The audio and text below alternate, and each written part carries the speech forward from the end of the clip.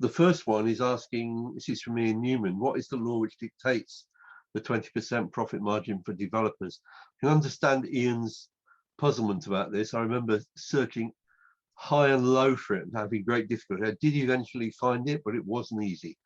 Ben, can you point me in the right direction for that? It is in the NPPF, and it's also in the government's guidance on viability for developers and local authorities. The exact wording is that for the purposes of plan making, an assumption of 15 to 20% of gross development value may be considered a suitable return to developers in order to establish the viability of plan policies. However, as with anything, whenever you do any sort of 15 to 20%, you know outright that a half-decent lawyer and a half-decent consultant will always argue that the greater is the correct reward for taking that risk of development. And Ian's asked a supplementary, perhaps Ian, if I just ask that straight away. He's asking whether you're suggesting the developers cannot reclaim the input VAT on brownfield sites. He says, surely they're VAT registered. I happen to know that Ian is a very highly skilled accountant, so Ian might want to comment on this.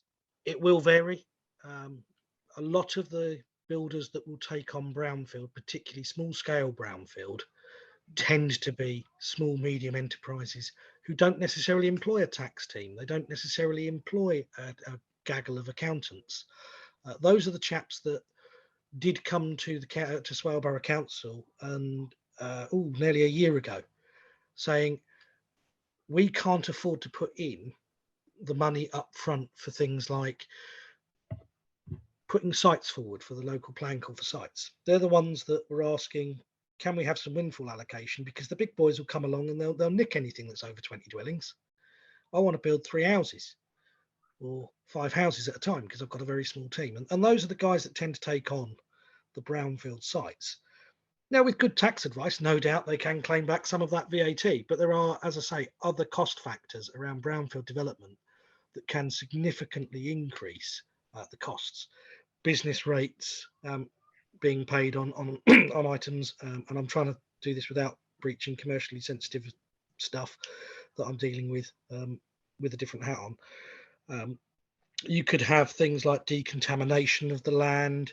You tend to find on brownfield sites, you've got to be more careful when you're digging for utilities and where you can put them in. You tend to have to do things like closing roads more regularly to put those utilities in, which has a higher cost as well. So actually there's quite a number of additional costs that come in, and that's without having to pay for, say, any demolition work that might be required. On the flip side, you'll generally find that you're not paying out quite so much on the landscaping front in order to meet the net biodiversity gain figures, given that you tend to find with a lot of brownfield sites there's fairly limited net biodiversity currently. However, as we've seen with some sites, take Conya Brickworks for example, that is technically a brownfield site which is absolutely abundant with biodiversity because it's been left for so long. That one, one of the perks of building on brownfield would be completely ruled out and counterweighted. So there are, as I say, a number of additional costs that do come into those calculations. And as I say, I won't go any further, otherwise I'll breach some commercially sensitive information that I shouldn't. And if I may, I would add that this same group of builders, I forgot what they're called, but it's a network group of very small scale builders in Kent, also came to talk to the Community Land Trust, and we were very excited to work with them. But the problem we've come up with is that we can't access any land. And obviously without land, then you have no opportunity to build. So the access to land is a real difficulty. Stephen, do you want to comment?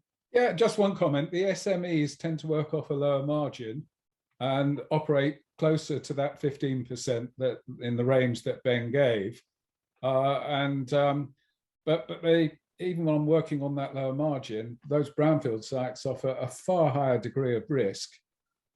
Many forms of contamination you can't quantify until you start digging it out. And in reality, on brownfield sites, they should generate a higher return than that 15%. But I'm afraid the 20% is commonly accepted and is exploited by the developers.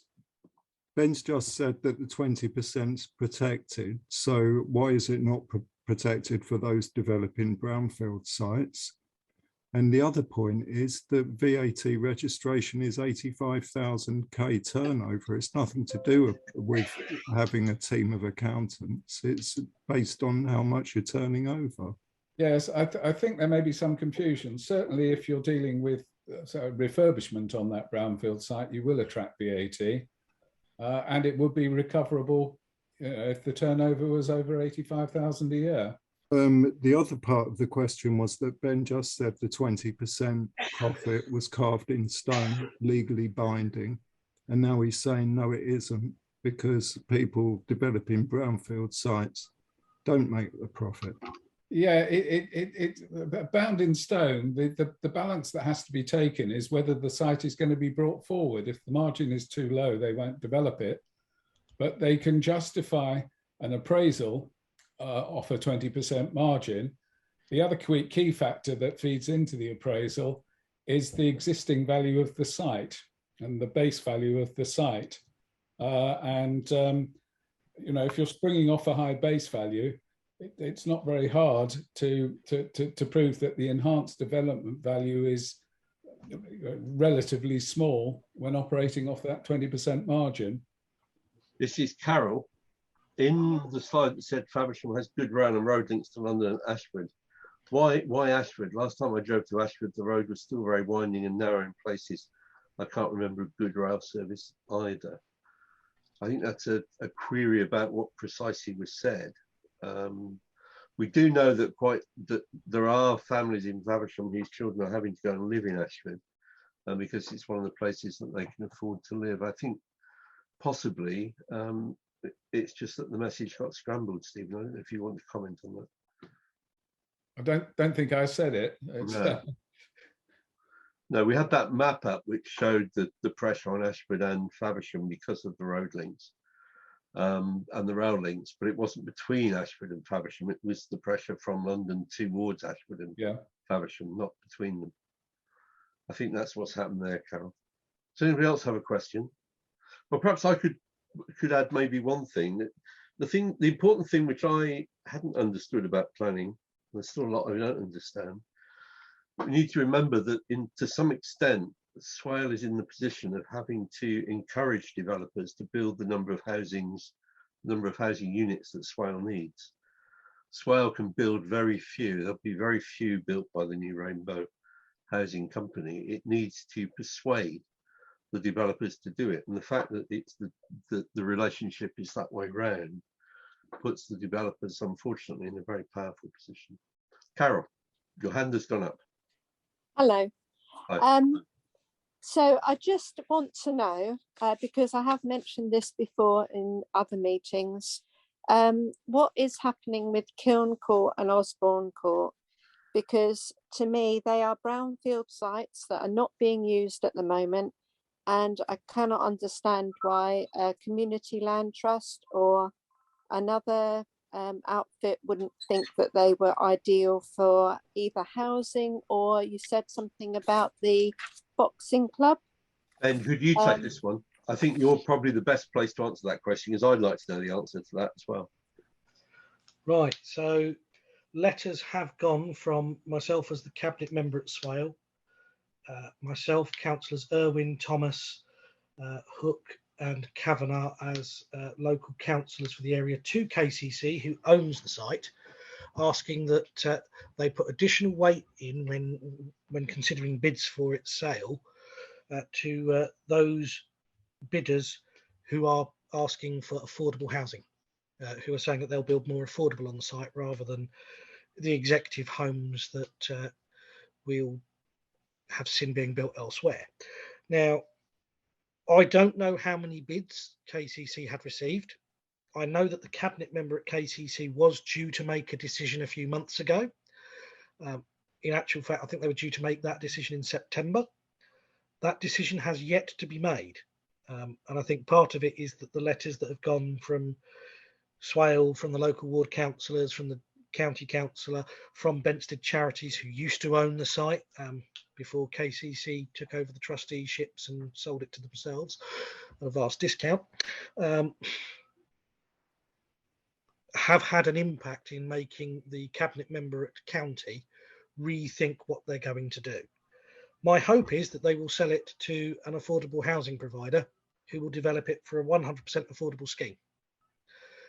But they may well choose to sell it to a private developer for a private scheme with minimum percentage affordable. We don't know yet. And as soon as we do, I trust that Councillor Hook would call in any decision to scrutiny that went against the wishes that have been expressed in those letters. And I believe that is the case. But until a decision is made by Kent County Council and their cabinet member, we're in the dark about as much as everyone else. Ben, John Irwin is asking, can we put pressure on KCC and Borough Council to make some of their housing available for local housing? I mean, is there any more that we could do, Ben, in your view, or anyone else, to increase the pressure? So Harold, if I can just add to that, I think it was interesting because I was typing that question as Carol asked the question, so it's clearly on her mind. Aside from KCC, I'm also aware that Swale Borough Council own a number of plots around the town. In fact, there's one quite near where I live, which is Lionfield X-Play Park site, which I think Chris Oswald-Jones has identified. There's also a number of other sites available, which is SBC land. Some of them actually already previously developed as housing. And I know, for instance, down near the Purifier building, there is a site that used to have, I think, 2 or 3 or 4 houses on it. You know, again, is there anything we can do with Swale to pressurize them? And I think Ben made the point that, you know, some of the town councillors and KCC councillor and Ben himself have written to ask for it. But I mean, we as people rather than councillors, is there any pressure we can exert? In terms of Swale, yeah, there's plenty of pressure that can be exerted. What impact it would have, given that Swale doesn't really own much beside car parks, I wouldn't a clue. And frankly, given that the main asset that Swale owns in Faversham is the central car park, which is the busiest car park in the borough, I'm not sure there'd be any desire to sell that for development. Especially not given its proximity to the conservation area and the potential impact it would have on local businesses. But by all means, members of the public can write to their borough councillor. They can ask questions of Swale Borough Council's leader at every full council meeting. There are documents that can be, you can submit and ask the leader via the website for a quicker answer. Questions can be asked of any cabinet member while cabinet still exists at Swale at full council meetings. Petitions would be accepted. There's all sorts of things that can be done to pressurise Swale in many different ways, but realistically, I don't think there is the asset ownership to really make a huge difference in that regard. In terms of KCC, again, it's much the same sort of thing. It's asking questions, it's badgering your county councillor, it's sending emails, it's doing petitions, it's knowing what they own in the first place. You know, I always look at the library and go, why the heck hasn't it got a second story on it full of affordable housing? Absolutely ridiculous waste of space in so many ways. The same with Kiln Court and Osborne Court. How many years have we looked at that as a derelict site and gone, why aren't they utilising it to meet the needs that we have? Why aren't they using it to help local people? Some of the other sites that Swale that are owned by the two councils, it's few and far between in this particular area. I'm thinking KCC, you've got the waste transfer site, which would require expansion anyway for any new housing. You've got the highways depot, which I suppose you could move highways out of the area, but they need to be in Faversham for accessing of some of the major routes. So particularly when it comes to gritting, so that's not really viable. We are fairly restricted. Local authorities don't own the vast swathes of land that they did 20, 30, 40 years ago. A lot of it has been sold off in order to meet day-to-day costs or to reduce some of those liabilities. And what is left is quite often stuff that you'd consider a liability rather than an asset, because the pure costs of maintaining some of it far outweigh what you'd ever get in income. I'm looking TS Hazard, for example, which has been left to go in an absolutely awful state through years and years of neglect. That technically that is owned by Swale Borough Council, and frankly, what could you do with it that would generate any income to pay its way in terms of repairing it? Very, very little. But there are options out there, and you know, always contact your ward councillors. A lot of land owned in the area is actually under the ownership of some of the housing associations as well. I'm thinking some of the garage blocks that have garages that are no longer big enough for modern cars. There's no harm in writing to the likes of Optivo saying, well, you know, no one uses these garages anymore. They're not big enough. Have you thought about knocking them down and building one-bed flats on them? It can all be done. I think, Ben, you've just given a very good explanation of why we need more members. We need to put that effort in. Ian Newman has asked a very interesting question, which I think maybe goes to you first, Stephen, and then for others to comment. Ian is saying, who agrees that Swale needs these houses? Those requiring affordable housing is far lower than the 3,400 houses currently planned for this part of Swale. I think the point here, Stephen, is that it's a question of who decides what kind of houses get built. Yes, I think it is. It's, I mean, we have government imposed targets on how many houses that are allocated for Faversham, and those government site or driven allocations will produce affordable housing. But the problem is the way that the market seems to be working and the system is working, that they will generate far more 4-bedroom houses than it will affordable housing. And that is just wrong. It just creates a massive imbalance. The other thing that's always puzzled me is why the government thinks that by building large numbers of houses, somehow the price of a house will go down. It doesn't seem to me to be very likely that the builders are going to want to build houses if the value is falling. They wait until the house, they can realise the value they want to realise before they actually build. Yeah, well, so the house price is never going to come down this way. No, the house builders will never create an oversupply of their product because that will diminish prices, and they restrict supply so that prices increase. The thing that governs the prices of the houses are affordability thresholds and incomes.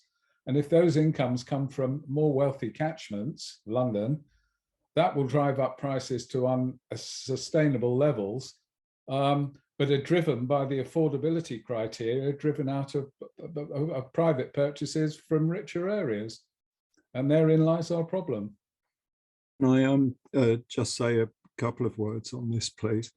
I mean, it seems to me that the standard method is based on what's happened in the past. What's happened in the past is that loads of Londoners have built houses, have bought houses in this area. Because that's happened in the past, it's ordained that it's going to happen in the future, and it's wrong. And there should be pushback. There should be pushback from the town council, from the borough council, and from the county council, because there are other parts of the country where there is space, there are sites, and it should not be concreted over. Ian, I doubt if there's anybody on this call who disagrees with you, but I think Ben might want to say something. What I would say on that, yeah, we don't like the standard method. The danger is, however, if you don't produce a local plan that meets the housing need or the housing target as set by central government based on the standard method, it's free for all for developers. If we do not have an active existing local plan that is up to date, basically the decisions come out of local people's hands. It won't be about where do you want housing anymore. It won't be which one's the least worst option. It'll be down to some bureaucrat in Bristol in the planning inspectorate who will decide, yeah, they're not meeting their 5-year land supply. They haven't got an active local plan. Of course you can build that there, Mr. whoever you are, Mr. Barrett, Mr. Wilson, Mr. Crest Nicholson. You can build whatever you want. And no, don't worry, they haven't got any policies on affordable housing, so you can have 10%. And they haven't got any policies on biodiversity, so 10% increase is fine. And actually, they haven't got any policies on walking and cycling and reducing carbon emissions. So again, you can do what you want. No need. Oh, you can't put a gas boiler in after 2025, but you'll be fine, won't you? And that's essentially how the system works. You know, the hands The are. Rogues Office says that you can go back saying that it's inappropriate in this area. You can go back and say it's inappropriate in the area, but I am yet to see a single council win when they have gone to government and the planning inspector and said, we can't deliver our standard method calculated housing need. So because no one's ever won, we just give up and walk away then? It's not That a case sounds that pretty we give up, it's a feeble to case that me. we have to have a plan B. Perfectly. Ben, we've lost your sound. We can't. I think it is important to remember, Ian, that we have been here before with Perry Court, and it will happen again if we don't have a viable plan. I mean, as I say, there's no harm in having a plan B. Plan A should be, yes, we don't want all these houses.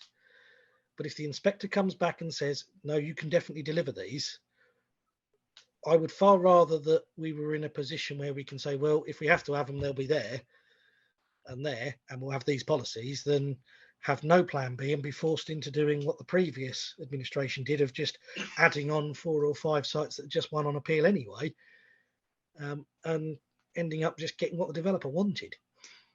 So you seem to be saying there should be a plan A of pushing back. So you agree with me? There should be a plan A which says that if the evidence that is collected via the local plan process says that we can't deliver the housing, which I suspect it may well do based on highways evidence, we should go to the government and say, we don't think we can deliver 10,000 homes. And we should do that via working with other local authorities through the duty to cooperate. You know, if we can find a local authority that wants to build above their target and they want to take 1,000 dwellings off of us, happy days. My cautious element will say that that does mean that we would not build enough affordable dwellings to meet the needs in the borough. Because for every 1,000 dwellings you take off the target, that's going to be 300 homes, affordable rent or shared ownership homes that we will lose. And But even they're the ones that should be built. It shouldn't be that that the affordable houses are built with 90% executive homes. It should be the affordable houses are built. But that's a matter for your MP. You need to lobby your MP and get her to change her mind. I've spoken to my MP, and quite and frankly, it's as she's not much going use as to. talking to a chocolate teapot. I think you'd Exactly. know that. Until people change the government, and I'm afraid that needs to happen across the nation, we're stuck. So we have to make the best of what we damn well can. It's painful, I know. But realistically, it's not my party in government. I'm not the one taking money from developers to fund my campaigns. And that's where we're at the moment. And until there's some changes nationally, local councils have got to do their best, yes, to get numbers reduced where they can, if they can. But we've also got to make sure that we build the homes we need and enough homes to support those households. As I showed earlier on the slide, we don't have one house per household. We're supposed to be one of the developed countries in the world. For the avoidance of doubt, I want to say that she's not from my party either. So. Ian, I just want to let Laurie in because he got his hand up. Laurie? It's not an answer to the question, Ben, but before I got involved in the Community Land Trust, I didn't realise how little volition, how little influence my local authority, the Town Council and also Swale had over this. And I didn't realise that if you do kick off about it, you're in danger of things actually getting worse because you have absolutely no control then over the number and nature of houses that get around. And I really understand, Ian, why it's so vexing, but there really is very little we can do about it.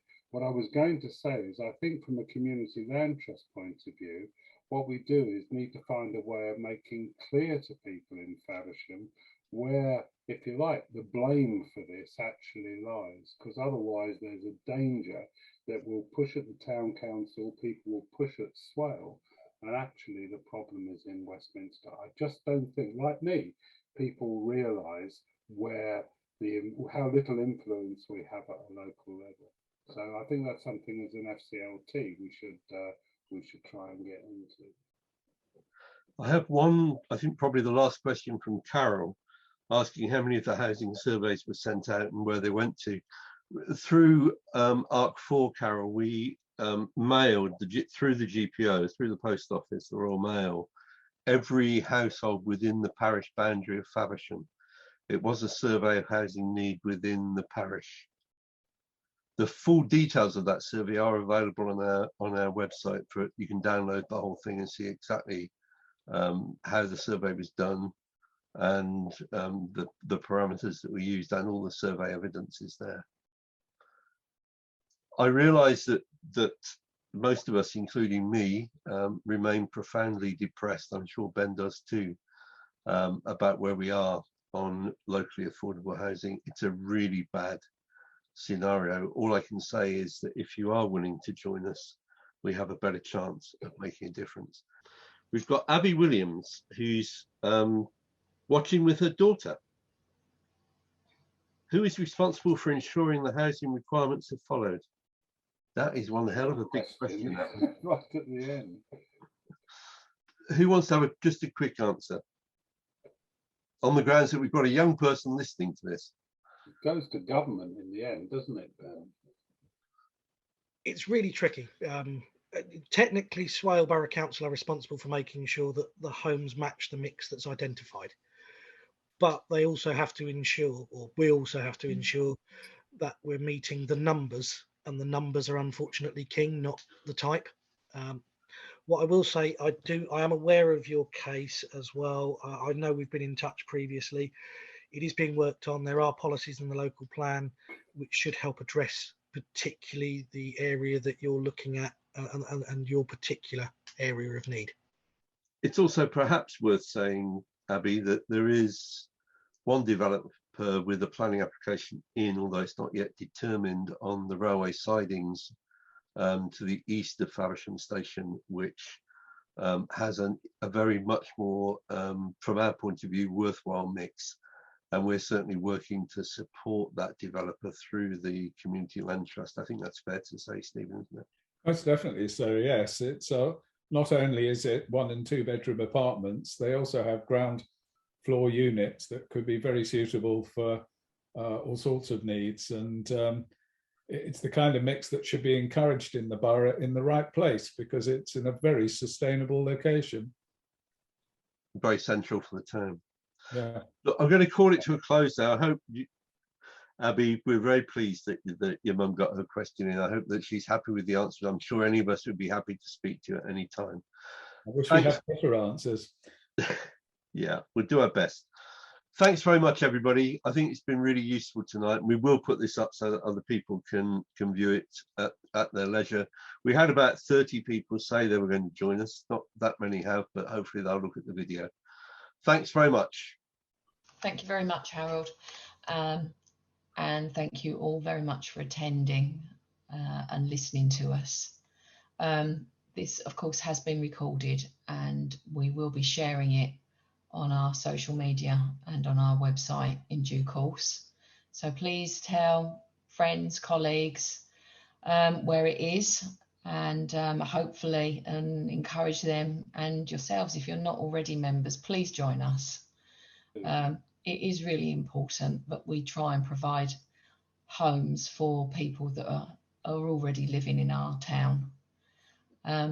Thank you all very much to my trustees for contributing, and for the slideshows and all of the work that you put in every month at our monthly meetings. And also, Ben, thank you very much for participating as well.